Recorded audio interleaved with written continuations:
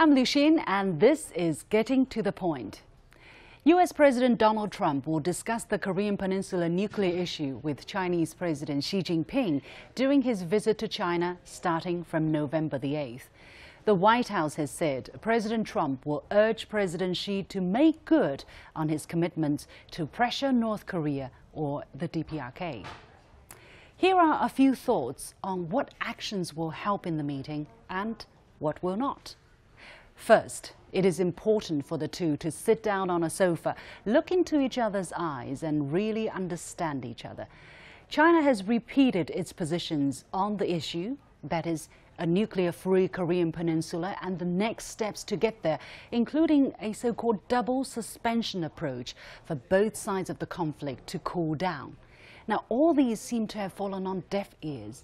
It is therefore imperative that President Xi, in his own words, explains to President Trump what China thinks and why.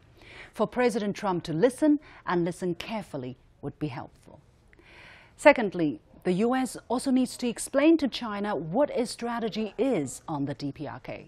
So far, there are conflicting messages coming out of the White House and the various departments. For instance, when President Trump asked his Secretary of State Rex Tillerson not to waste time negotiating with the DPRK.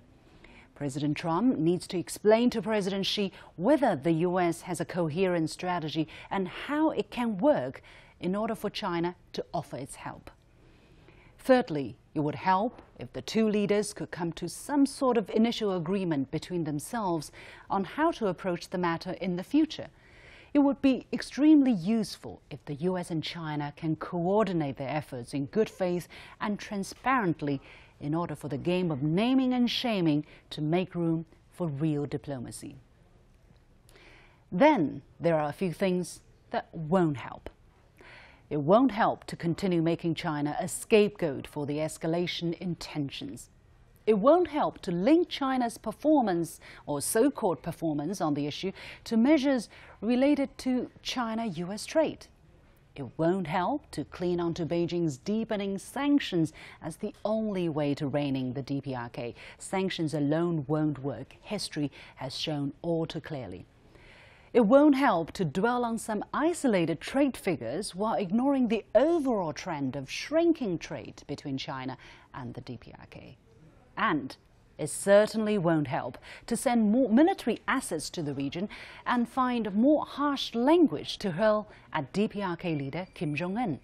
It only invites more defiance and further rebuttals that send even linguists to the dictionaries. All in all, if you ask someone to help you with a task, don't make it more difficult at the same time.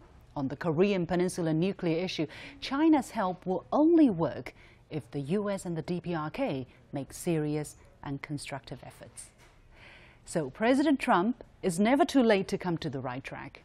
By the way, the warmest welcome to Beijing. This is Liu Xin, Getting to the Point. Follow me on Twitter or Facebook using the handle ThePointWithLX. If you like this piece, share it.